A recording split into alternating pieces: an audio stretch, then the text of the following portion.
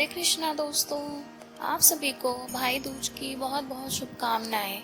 भाई दूज का त्यौहार जो भाई बहन के रिश्ते का प्रतीक माना जाता है, वह इस साल 23 अक्टूबर 2025 को मनाया जा रहा है। इस दिन बहनें भाई की सलामती के लिए यमराज की पूजा करने के पश्चात भाई को तिलक लगाती हैं। भाई दूज की पूजा के दौरान भाई दूज की कथा सुनना बेहद महत्वपूर्ण और फलदायक माना जाता है। इसलिए आइए सुनते हैं भाई दूज की पौराणिक कथा। भगवान सूर्य नारायण की पत्नी छाया है। भगवान सूर्य और छाया के पुत्र और पुत्री हैं यमराज और यमुना जी। यमुना जी को अपने भाई यमराज से बड़ा लगाव था। वह उनसे बराबर निवेदन करती रहती कि अपने इष्ट मित्रों के साथ आकर उनके घर भोजन करें, परंतु काम की व्यस्तता के चलते यमराज जी बहन की बात को टालते रहते थे। कार्तिक शुक्ल पक्ष का दिन था। यमुना जी ने अपने भाई को भोजन के लिए अपने घर आने के लिए आमंत्रित कर वचनबद्ध कर दिया था। यमराज जी ने सोचा कि मैं तो प्राणों को हरने वाला हूँ, मुझे कोई भी अपने घर नहीं बुलाना चाहता, परंतु बहन जिस सद्भावना से मुझे बुला रही है उसका पालन करना मेरा धर्म है। बहन के घर आते समय यमराज ने नरक निवास करने वाले जीवों को मुक्त कर दिया। यमराज को अपने घर आया देखकर यमुना जी बहुत खुश हुई। उसने स्नान कर पूजा करके व्यंजन परोसकर भोजन कराया। यमुना द्वारा किए गए आतिथ्य से यमराज ने प्रसन्न होकर बहन को वर मांगने का आदेश दिया। यमुना ने कहा कि भैया, आप हर साल इस दिन मेरे घर आया करें। मेरी तरह जो बहन इस दिन अपने भाई को आदर सत्कार करके टीका करे, उसे तुम्हारा बहना रहे।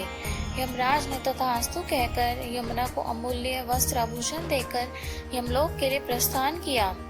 इस दिन से भाई दूज के पर्व की परंपरा का आगाज हुआ। ऐसी मान्यता है कि जो बहनें अपने भाई का आतिथ्य स्वीकार करते हैं उन्हें यमराज का भय नहीं रहता। इसलिए भैया दूज के दिन यमराज तथा यमुना जी का पूजन किया जाता है। आइए अब सुनते हैं भैया दूज की दूसरी कथा। एक बुढ़िया माई थी और उसके साथ बेटे और एक बेटी थी। बेटे की शादी हो चुकी थी। जब भी उसके बेटे की शादी होती, फेरों के समय एक नाग आता और उसके बेटे को डस लेता था। बेटे की वहीं मृत्यु हो जाती और बहू विधवा हो जाती। इस तरह उसके 6 बेटे मर गए।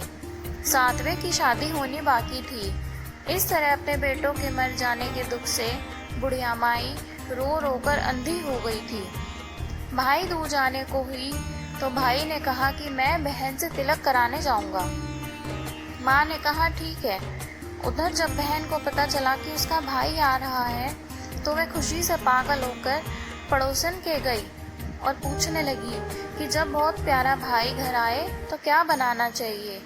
पड़ोसन उसकी खुशी को देखकर जल भुन गई और कह दिया कि दूध से रसोई ले और घी में चावल पका। बहन ने ऐसा ही किया।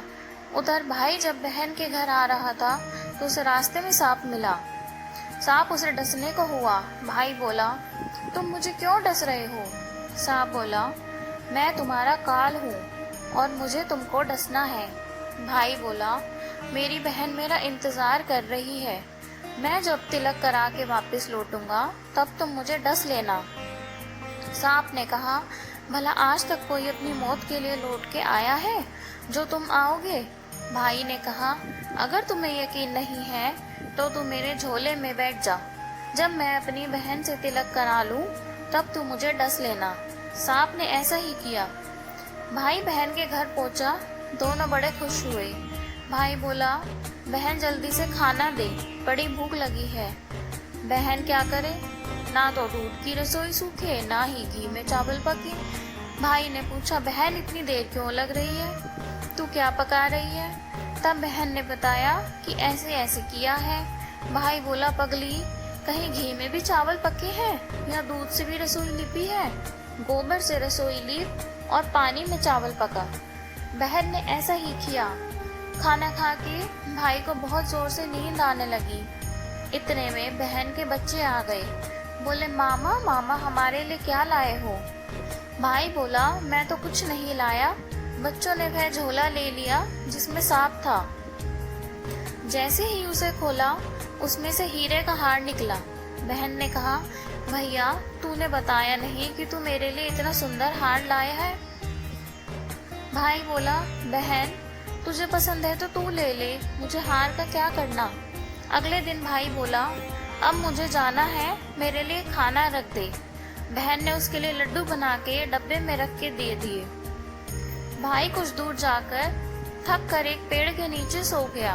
उधर बहन के बच्चों को जब भूख लगी तो माँ से कहा कि माँ खाना दे दो।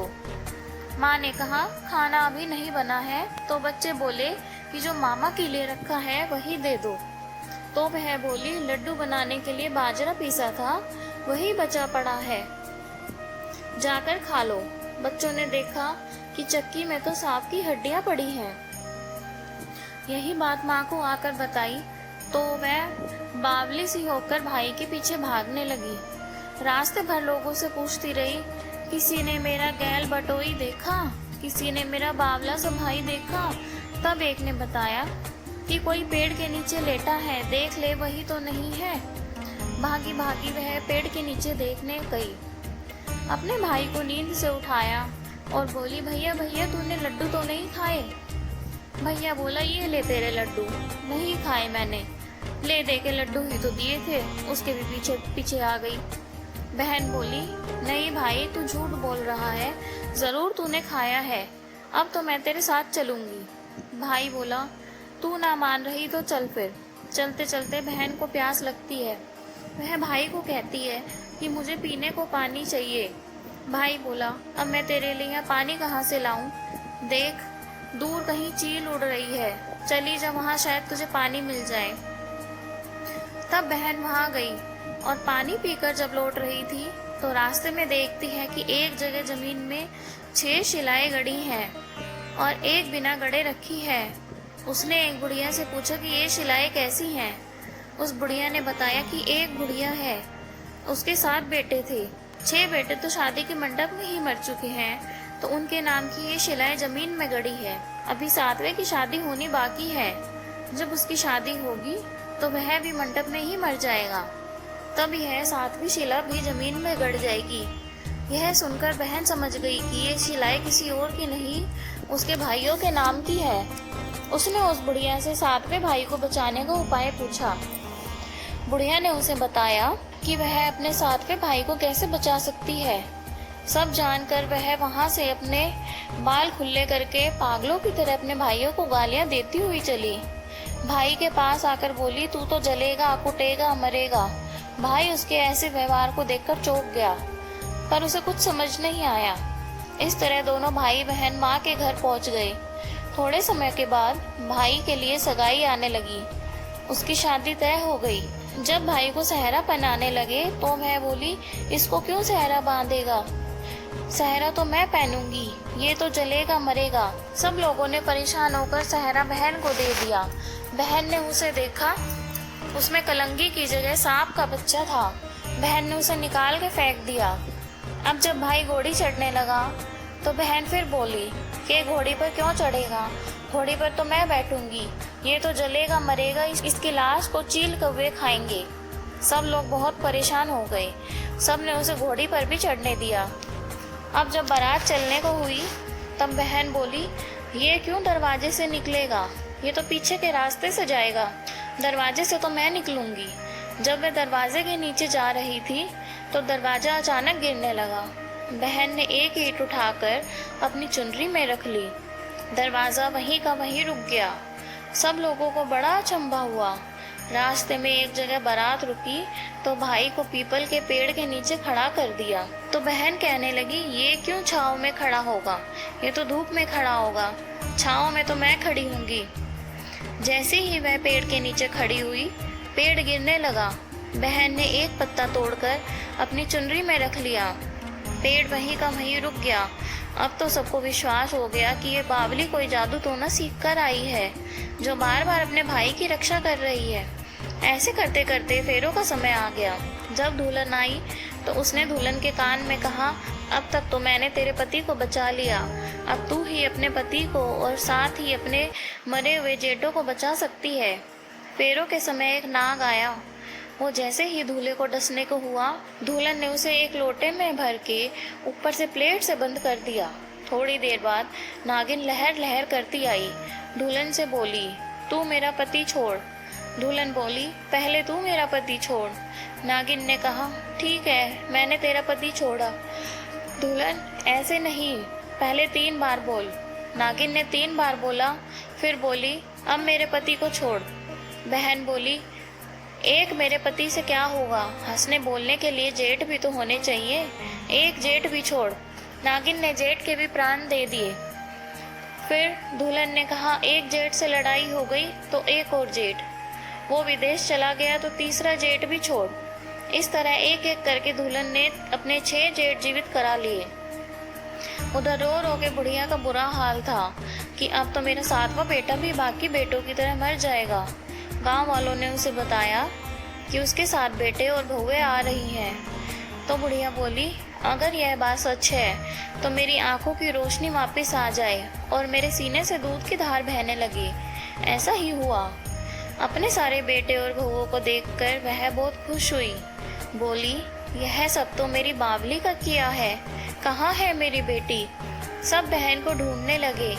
देखा तो वह भूसे की कोठरी में सो रही थी। जब उसे पता लगा कि उसका भाई सही सलामत है तो वह अपने घर को चली। उसके पीछे पीछे सारी लक्ष्मी भी जाने लगी।